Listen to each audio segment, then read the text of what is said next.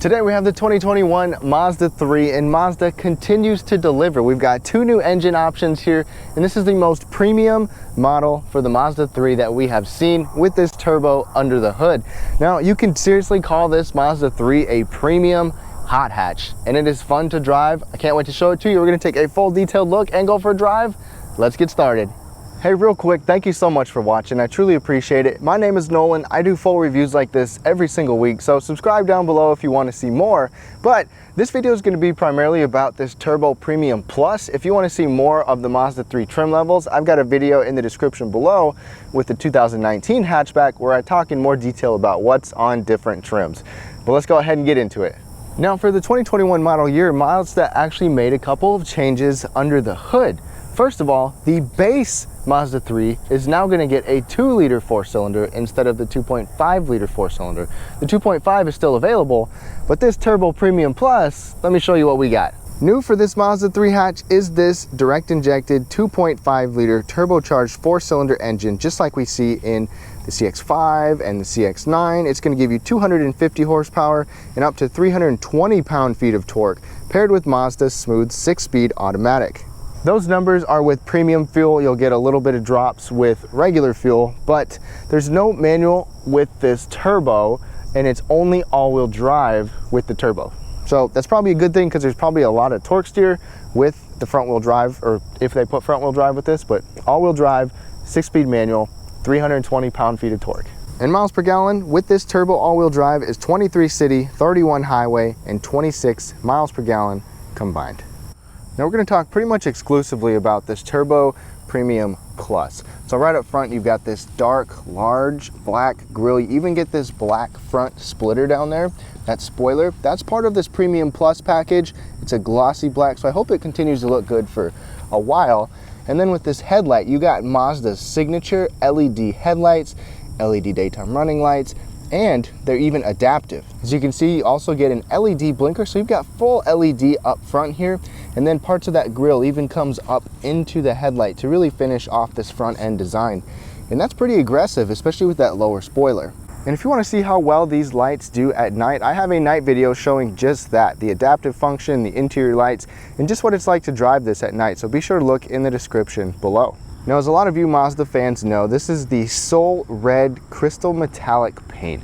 And this camera just seriously does not do it justice. It makes it look a little bit orangey, but it's a beautiful, deep red paint and looks great on all of these Mazda vehicles. This Premium Plus Mazda 3 hatch is going to give us these 18-inch wheels with the black finish. You're going to get 215/45 series tires. Then styling wise, with the black wheels, you've got black mirror caps and a little black underbody spoiler there. And just like the black grille up front, the black spoiler in the front, the black wheels, you've got black mirror caps, black window sills, and then even black at the very bottom of the car. And one quick note, one really nice feature, not only do you get this LED blinker, you also get a blind spot monitor, but this mirror is actually automatic dimming on this Premium Plus. And it even reverse tilts, or tilts down in reverse, this side or the other side. So the rear of the Mazda 3 is where design definitely gets a little more polarizing. As you can see, it's one big single motion. There really aren't any hard creases or lines on this Mazda 3, and that was intentional. And look at this pretty large black spoiler back here. So you've got some black accents, you've got the roof spoiler, you've got LED taillights with the same signature lighting design with those circles. That is also an LED blinker as well. You've got the all-wheel drive badge, the turbo badge, and then to finish it off, you've got this black diffuser with a couple of decent sized exhaust outlets. Now, getting into the cargo area, it has a touchpad under here with the smart key, so you just press that, then you can lift it and it'll somewhat lift itself up. You do have a button that you can lock it and a grab handle up here as well. One nice thing with the hatchbacks is that you can get this cover so that when it's down, nobody can see in and see all of your stuff. But there's a really large opening right here. This isn't, you know, the best space possible, but it is still pretty good. This is going to be more space behind the second row or behind the back seats than you'll get in the sedan, for example. You've got a nice bright light right here that shines down on all your cargo, and it swallows things up pretty well. One good thing is under here you've got a spare tire standard and a jack. The only thing I would like to see changed in here is maybe a couple of hooks for a little cargo net, or especially grocery bags. There's not really a good spot to sling that stuff. And then just like crossovers, you can fold the seats down, and this is when you really get a lot of space. You get close to 50 cubic feet of space, so you can definitely cram a lot of stuff back here. If you don't use the back seats a lot, it makes for a really practical small car. Now, Mazda's smart key system is nice and slim. This key fob is not too bulky. It's updated compared to what the previous Mazda 3 generation had.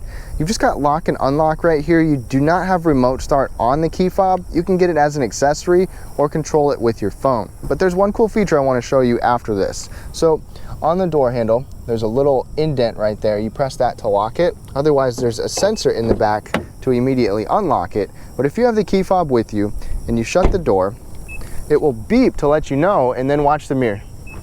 Boom, it automatically locks. So when you walk away, you can have this turned on or off, but when you shut the door, you got your hands full, you got the key with you, shut the door, walk away, boom, it's gonna lock. You don't even have to think about it. Now, climbing into the front seat, fair warning to some people, this car does sit pretty low, so entry is not the best because you've got a pretty steep design up front. But if you don't have mobility issues, no worries. You've got these black leather seats. They have some perforation to them. You've got decent side bolstering and some moderate thigh bolstering down here as well. And they're 8-way power adjustable. You're gonna get 2-way lumbar support there, your tilt and ability to raise the seat as well. So at least you have both of those functions.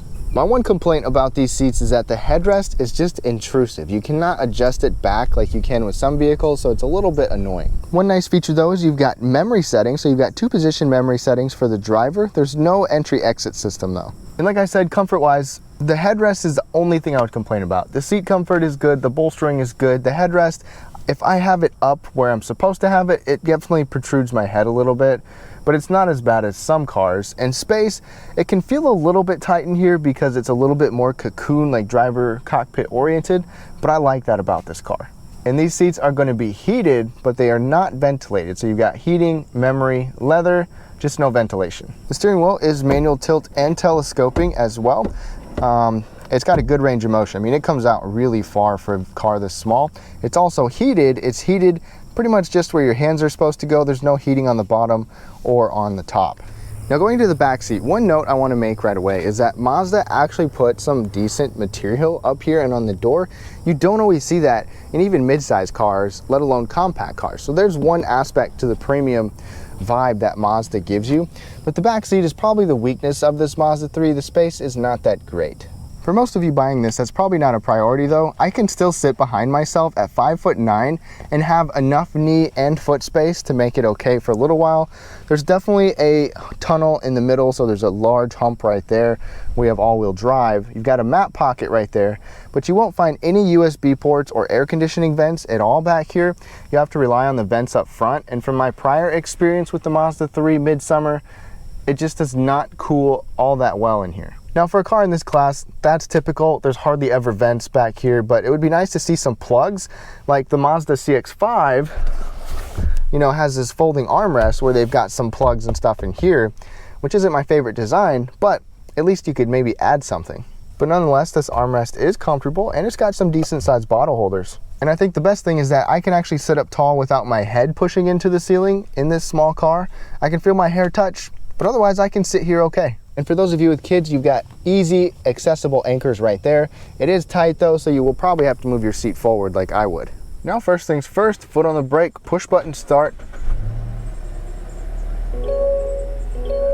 Now let's look over at the door first. First of all, Mazda gives you nice materials all across the top of the door, even the middle door panel and next to your armrest. And this actual armrest is soft. It just gets really small back there. But you've got a big grab handle here, and every window is automatic one touch. And then for your reverse tilting function, whichever mirror you have selected will tilt down in reverse. So I selected that one over there. Gonna go to reverse, and boom, it'll automatically tilt down.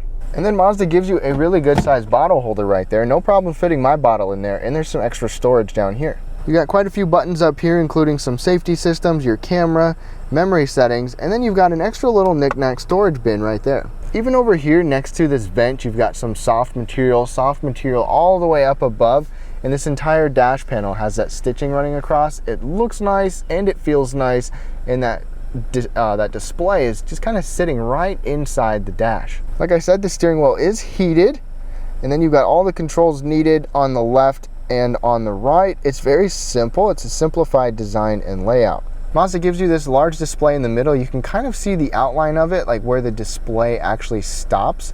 The physical gauges on the left and the right are going to stay there, but everything in the middle can be changed. So you push the info button on the steering wheel, and there's not as much information available as some vehicles, but I like how simplified and sleek this display is. One other welcome feature is you've got rain sensing windshield wipers, so they can automatically go, and I've had rain for about a week straight here in Texas, and they've been excellent. In front of us, you can see that little spot right there. You've got a head-up display as well that can even show you your speed, your lanes, your blind spots, so it works great. And then over here, we've got an 8.8-inch display, and you've got it sitting atop the dash. This is not a touchscreen. It's completely controlled with the command knob, which I'll show you in a second. But as you can see, you've got Apple CarPlay and Android Auto. You can go back to your regular Mazda screen and scroll through everything that you need to. So this is easy to use, it's customizable, and there's a lot of settings that you can change, even like the volume of your blinker. But let me show you how you control it. Everything is controlled down here. So you've got a shortcut for navigation, a back button. This spins around, music, home, or favorites over here too. And this is a volume knob and a seeking button. So everything is in easy reach, and it's comfortable to rest your hand here. And it's just got a solid feel to it, like some nice material around here as well. In fact, navigation is standard on this Premium Plus now. I believe it was an accessory or something different before, but for 2021, standard on the Premium Plus. Another new thing with this Premium Plus here, let's go into reverse. We've got a 360 camera. So you can see the backup camera here with dynamic lines, but you also have the same on the side.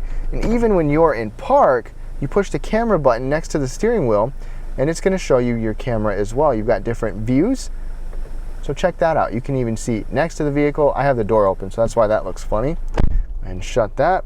But you can change views, and it's really nice that Mazda gave you a 360-degree camera, even in a small car like this. But wait, there's more. You also get front and rear parking sensors, so it's gonna let you know if you're about to run into something on either front or back. Another new feature for 2021 is you've got automatic braking when you're in reverse, part of your cross traffic alert. So if you're backing up out of a parking spot and there's somebody that's crossing from you, it can automatically brake if you want it to. Another new feature is Mazda's Traffic Jam Assist. So under 40 miles an hour, it's going to use the full speed radar cruise control and lane centering to keep you in your lane, basically like some other cars do at higher speeds, but it's for low speeds traffic jams to help take some stress off those for braking, steering, and acceleration. Mazda gives you dual zone climate control, which is good to see, even though we have a small cabin. The one thing is, I've complained about this before. Now, some of you, got mad at me because of it, but I don't feel like this car cools off as fast as some others. If you just got a vent there and then those two vents there and the one on the side, obviously it's not a big cabin, but it just does not seem to keep up with the Texas heat. Then just down here, Mazda gives you dual zone climate control, so you and your passenger, everything's easy to see and an easy layout. Heated steering wheel button, heated seat buttons, just no ventilated seats. There's one USB plug right there. There's no wireless charging standard in here. It's an accessory. I believe it'd be nice to see that as a standard option. And then cup holders sit right underneath of there. And thankfully, everything is tall enough to where it doesn't bump into the buttons, but it kind of impedes your space down there. And speaking of wireless charging, Apple CarPlay and Android Auto up there is wired only, no wireless Apple CarPlay. There's a lot of piano black right here. That's another little complaint. It does get scratched up and show lint and stuff like that, but you've got an electronic parking brake, automatic brake hold, a sport mode right there, and then your command knobs like I showed you. And one distinct feature for this Mazda 3 is this soft material along both you and the passenger side. You don't usually see that in this class. But you've got a nice, long, and fairly wide armrest right here, and I love the functions of this. So it can be like this where it's closed. You can have it back a little bit to where there's still easy access to something in there, and you can still rest your arm, or you can slide it back and then actually flip it up out of the way. You've got a little divided section, my wallet, sunglasses, and then we've got a 12-volt power outlet and a USB port right here. Up overhead, we've got an automatic dimming rear view mirror with garage controls. That's part of the Premium Plus package. Up overhead, you've got some bright interior lighting. You even get a sunglass holder. That's not something that you see nowadays all the time. And then you've just got a standard size moonroof in here. The one caveat to this design is visibility. Out the front, it's not bad, and out the side, but those are small windows, small windows, and then a huge kind of blind spot right there. But I haven't had any troubles getting my mirrors adjusted, and the blind spot indicators help too. Now, one thing for 2021, you can see we have a Bose stereo. That comes standard on this one, but the preferred package does not get the Bose audio or Sirius XM anymore. I don't know why they removed that from the preferred, but they gave you the sunroof or the moonroof in the preferred model. And one little complaint about this interior that could make it a little more premium is that there's zero ambient lighting. Like the CX-5 even has a little bit in the door handles and the footwells and shining down in the middle. There's nothing in here. It'd be nice to see a little bit, at least an option for it. All right, y'all, let's get going on the road in this Mazda 3 Turbo. So with this point of view drive, I just want you to get an idea of what it's like to be the one driving the Mazda 3. Now, first impressions, I've driven this Turbo in other models, but it's just totally different in a small car like this. We've got all-wheel drive too. It's just the total package. There's one thing about this car that some of you might be a little disappointed with, and that's the fact that the rear suspension is a torsion beam. It is not an independent suspension, but most of you probably wouldn't even notice. But there's a lot to like about the way this drives too. So why not? Let's have some fun right off the bat. Pedal down.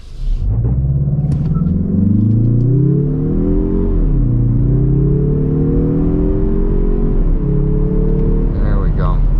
And it's not a blazer, but the fact that this turbo is so punchy without, not just from like 0 to 60, but just a little pedal, and you get all 310 to 320 pound-feet of torque really quick. It's just got a premium factor to this turbo. It's not like a speedster type of turbo. It's just effortless acceleration, which is what Mazda wanted. Now I'm going to put it in sport mode. Little toggle down below. We've got G-vectoring in here, the software that helps with handling, with engine braking. And the handling is great.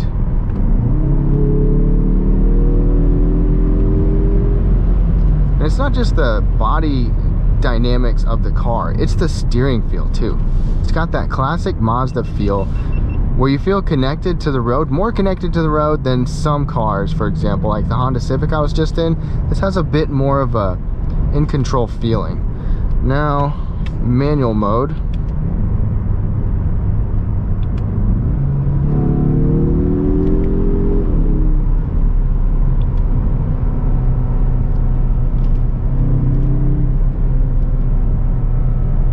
You get some fun factor. There's a person on the road, so I wanted to slow a little bit, but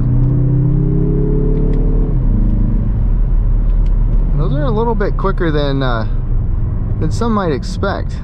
We'll test it out in more in a second. But the brakes on here are also good. You know, you've got more speed with this turbo, but you've still got good braking power on here, which is what you need. And you can shift down here with that too, but let's just shift with this. Oh, I tried to wait close to red line and it did not like that. So I'm just gonna get out of manual mode, let this automatic do it itself. But we have a 6-speed right here. And this 6-speed, like in other Mazda products, it's very smooth. Now, when I had the 2019 Mazda 3 with the regular 2.5 liter, I noticed some hesitation at times. I haven't noticed that in this car. You know, we got a different engine, but maybe they fixed it. I don't know if it was a transmission thing or engine or what, but I haven't noticed that at all. Now, Mazda gave us traffic jam assist to where it will do this, the lane centering, the radar cruise control, basically steer and brake and accelerate all for you under 40 miles an hour as part of this 2021 model. I'm gonna put it back in regular mode, so it's just sport and regular normal mode. Just a little bit of throttle, a little bit of pedal here. A little bit of a delay, but you still get a ton of punch really fast. It's probably my favorite thing about this turbo. There is some delay, that's the biggest thing, but once that turbo kicks in, it's just smooth and effortless acceleration. And the ride comfort in here is still good. You know, I've been in cars that are bigger that are not as comfortable as this one. You don't always expect that in a small car, but this Mazda 3 is a great blend of ride comfort, acceleration, and one of my favorite things compared to the previous generation Mazda 3, they made it a lot quieter. It's still not quite, you know, as quiet as some big luxury cars, and the CX-5 I think is still quieter, but overall this Mazda 3 is hands down quieter than it was before, and it's quieter than the Honda Civic I was just in. It's quieter than the Toyota Corolla, some of the big competitors, and this gives you the extra power that those cars don't give you. So you've got the driving dynamics, the power, the premium feel of the interior, and the quieter ride. Now we're on a rougher textured road, so you can hear some road noise, but still, even on road surfaces like this, it's quieter. But lots to like about this Mazda 3 hatch with the turbo. Definitely very premium, like a hot hatch with a premium vibe. Pedal down a sport mode and pedal down one more time. RPMs automatically kick up.